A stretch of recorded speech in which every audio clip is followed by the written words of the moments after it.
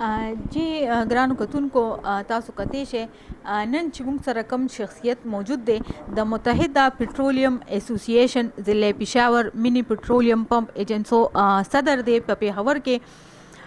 دوی سره ډېر د مینی پمپونه چې کوم دي د هغې صدارت کوي او هلې ځلې یې روانې دي. د هغې نه علاوه د متحده تاجر فینانس سیکرټري هم دی او د پښتونخوا قومي جرګه کې هم د مومنټون ارګنایزر منتخب شوی دی. دې حوالې سره به موږ دوی سره خبرې اترې کوو. جی السلام علیکم.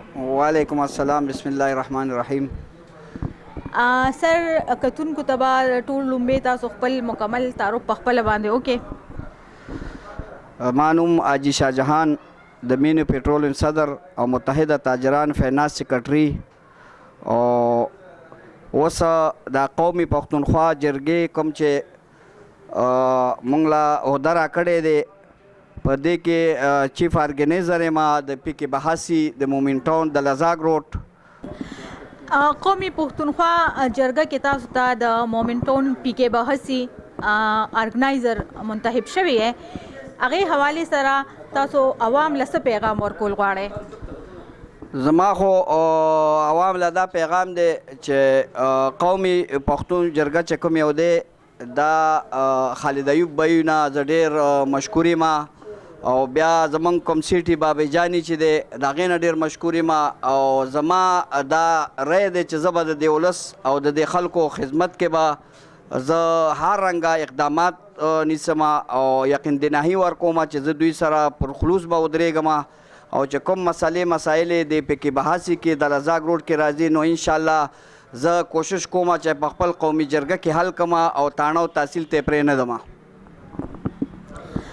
بابا جان په تاسو باندې اعتماد کړی دی. بابا جان دپاره څه پیغام ورکول غواړئ؟ جی بابا جان په مونږ اعتماد کړی دی. هغه ډېر یو ښه شخصیت دی. د هغې مونږ ډېر شکرګزار یو او ډېر یو با فهمه او فهمیده سړی دی.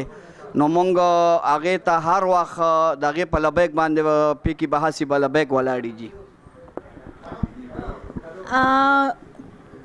دې لپاره به تاسو خپله کابینه هم جوړوئ. د هغې لپاره تاسو خپل څه منشور تیار کړی دی؟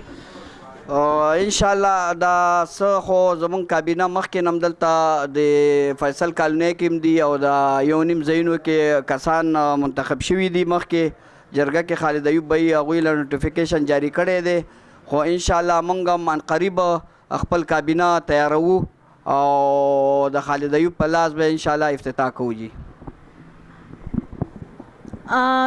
قومي ستر مشر د پښتونخوا قومي جرګې خالد ایوب صاحب لپاره څه پیغام ورکول غواړئ؟